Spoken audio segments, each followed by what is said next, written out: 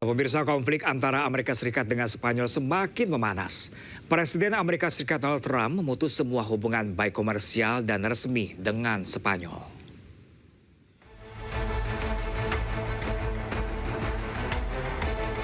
Perang di Timur Tengah membuat hubungan Amerika Serikat dengan Spanyol semakin renggang.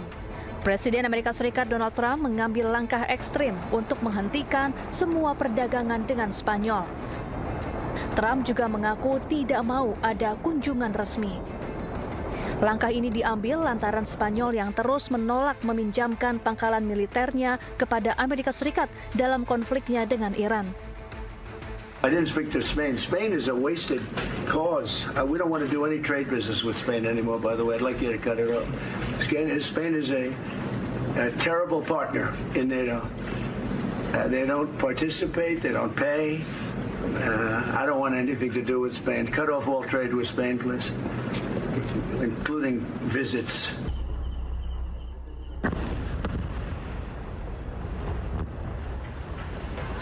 Spanyol sendiri dikenal sangat vokal memberikan dukungannya kepada Palestina. Spanyol tegas tidak akan memberikan bantuan kepada Israel dan sekutunya.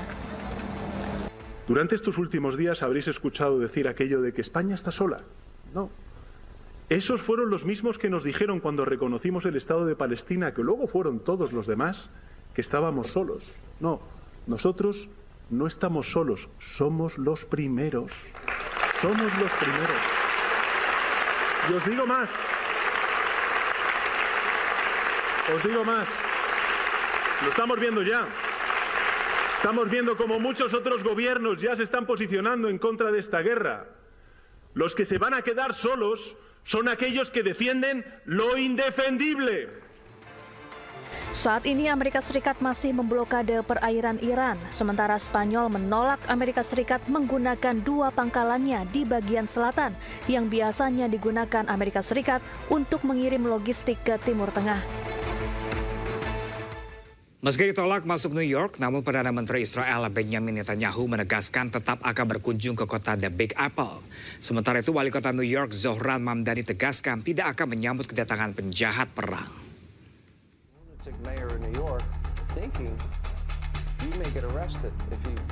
Perdana Menteri Israel Benjamin Netanyahu tegaskan akan tetap berkunjung ke New York.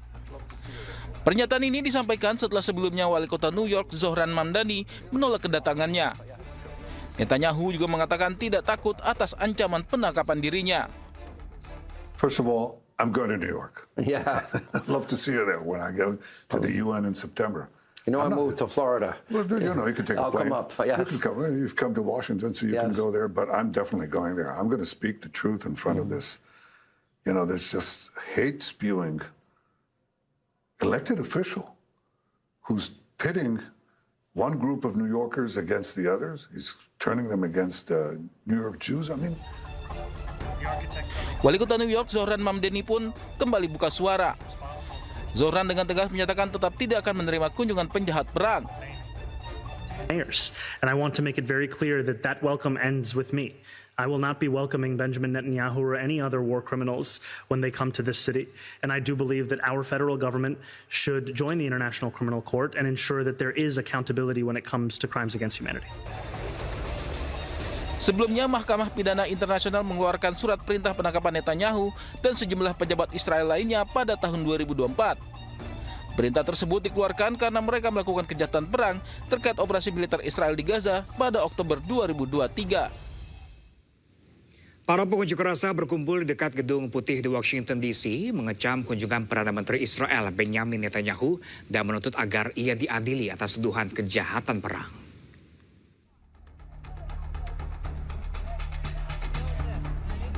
Para demonstran berbaris di dekat Gedung Putih di Washington DC, Amerika Serikat, mengibarkan bendera Palestina, meneriakkan slogan-slogan dan memegang plakat yang mengecam kunjungan Perdana Menteri Israel Benjamin Netanyahu. Sementara itu, polisi dan petugas keamanan menjaga di sekitar Pennsylvania Avenue dan Lafayette Square saat protes berlangsung. Netanyahu melakukan perjalanan ke Washington untuk berdiskusi dengan Presiden Amerika Serikat Donald Trump dengan Iran dan keamanan regional mendominasi agenda. Today with one clear message. War criminal Benjamin Netanyahu is not welcome in our communities, not in D.C., not in Maryland, not Virginia, and not anywhere. Every time he leaves Washington, the bombs fall harder and the aggression expands and more land is stolen and more of our people are murdered. Shame! I'm a Palestinian American. I live in Washington, D.C. We are at the front of the Blair House, which is an official guest house for the White House, protesting the war crime of Bibi Netanyahu. Bibi Netanyahu is indicted by the ICC, the International Court of Justice, for war crimes committed in Palestine.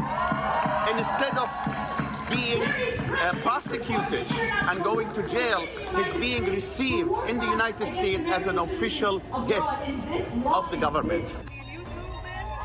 Pengadilan Kriminal Internasional mengeluarkan surat perintah penangkapan untuk Netanyahu dan mantan Menteri Pertahanan Israel Yoav Gallant pada November 2024 atas tuduhan kejahatan perang dan kejahatan terhadap kemanusiaan yang terkait dengan konflik Gaza.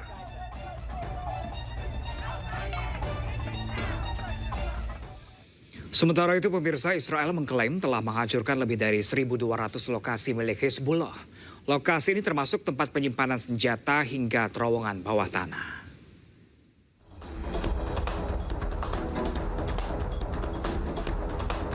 Militer Israel mengatakan pada hari Minggu bahwa pasukan dari Brigade ke-401 telah menyelesaikan penugasan selama 8 bulan di Lebanon Selatan. Selama bertugas, mereka mengklaim telah menghancurkan lebih dari 1.200 situs Hizbullah. Menurut militer Israel, pasukan menemukan lebih dari 600 senjata termasuk RPG, rudal anti-tank, senapan mesin, dan senapan Kalashnikov. Mereka juga membongkar ratusan meter terowongan bawah tanah dan infrastruktur militer Hizbullah lainnya.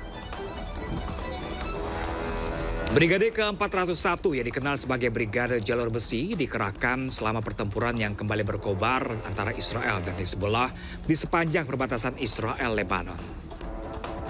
4 tentara dari Batalion ke-52 Brigade tersebut tewas selama operasi di Lebanon Selatan pada bulan Juni.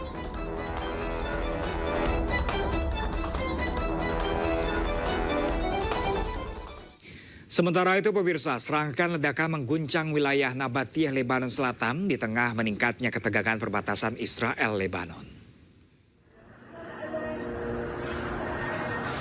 Kepulan asap tebal membumbung tinggi di atas wilayah Nabatiyah, Lebanon Selatan setelah serangkaian ledakan yang terjadi pada Jumat waktu setempat.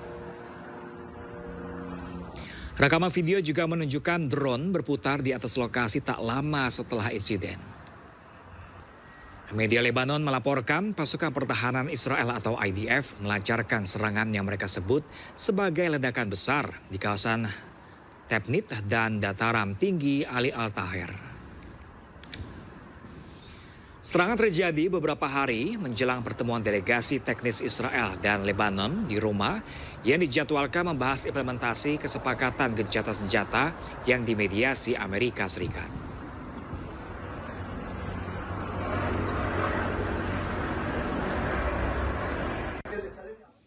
Pasukan Israel menghancurkan terowongan pejuang Hizbullah di Lebanon Selatan menggunakan sekitar 700 ton bahan peledak. Terowongan tersebut berfungsi sebagai markas militer dan tempat penyimpanan senjata dan amunisi.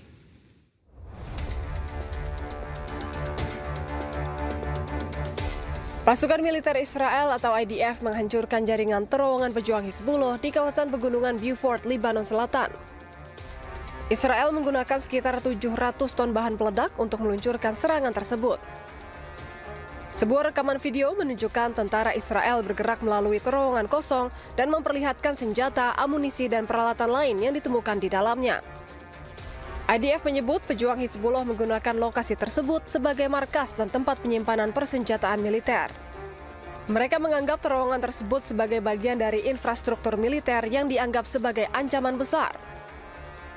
Pasukan Israel menggeledah fasilitas tersebut sebelum dihancurkan, kemudian merilis rekaman ledakan besar yang mereka klaim bahwa situs bawah tanah tersebut telah hancur.